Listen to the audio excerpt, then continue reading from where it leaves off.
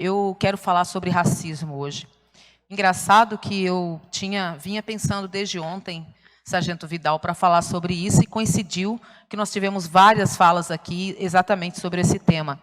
Ontem eu li nos veículos de comunicação aqui de Cuiabá o caso de uma criança de 8 anos, estudante de uma escola estadual lá do CPA 3, Leônidas Antero é o nome da escola, e que foi essa criança agredida por 3 coleguinhas mais ou menos da mesma faixa etária, e um deles deu um mata-leão nessa criança, ela chegou a desmaiar na escola, e a razão dessa agressão, dessa violência, foi o cabelo da garota. É uma garota negra que tem um cabelo, provavelmente, eu não a conheço, mas provavelmente como o meu, né? Um cabelo afro, um cabelo black. E é impressionante a quantidade de manifestações de violência, de racismo que nós temos, que tem chegado até nós. É impressionante que esse clima de ódio produzido nesse país tem vitimado as crianças, as pessoas mais inocentes e que mais precisam da proteção do Estado. Eu fico me perguntando, e aí eu recebi mensagens de pessoas que têm filhos nessa escola, me dizendo, professora, vereadora, não é a primeira vez que acontece casos de bullying, de violência nessa escola, várias situações, inclusive um filho meu também passou por uma situação semelhante, não queria mais estudar, e não, uma garotinha de 8 anos, gente, que não quer mais ir para a escola porque sofreu violência racial. Ninguém nasce racista. Se uma criança manifesta racismo, é porque alguém, um adulto, está ensinando ela essas coisas horríveis.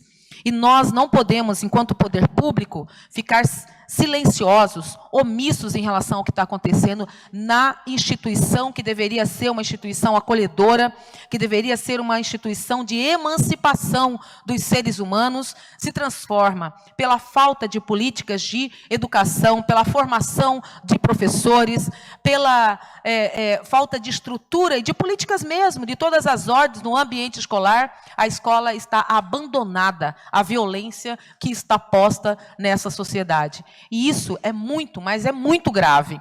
Porque não bastasse o fato de que nós estamos vivendo um momento em que menos pessoas, menos jovens negros têm entrado para a universidade, a pandemia varreu do horizonte de muitas famílias, de muitos jovens, a possibilidade de entrar no ensino superior.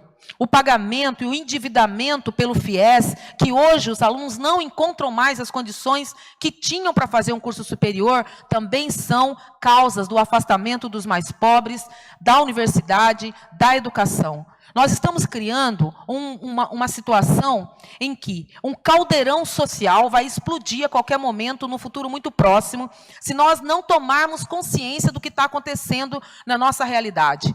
Nós estamos nos tornando um país, uma cidade que deixa passivamente ocorrer aqueles mais vulneráveis à política do ódio, à política do desprezo pelo outro, à falta de empatia e à violência. E isso é muito grave porque, em contrapartida, nós não temos uma resposta do poder público para conter essas situações. Ontem eu estive na abertura da Conferência da Educação e eu concordo com o colega que colocou aqui, acho que na Tribuna Livre, a importância de discutir a questão racial, a igualdade racial no plano, na política municipal de educação. É um plano decenal que vai ter 10 anos para ser executado, de uma importância fundamental. E nós não podemos seguir discutindo política pública sem discutir as desigualdades raciais que existem nesse país e que existem nessa cidade e ninguém fala. É incrível como que esse apagamento da questão racial, ela acontece aqui. É como se não existissem negros aqui. É como se não existissem pessoas que são vítimas de violência racial aqui. Uma parte, vereadora, por favor. Pois não. Vereadora Edna, a senhora sabe do respeito e da estima que eu tenho por Vossa Excelência, que eu entendo ser, na história do Parlamento cuiabano, uma das vereadoras com uma quantidade exemplar de conteúdo a ser debatido.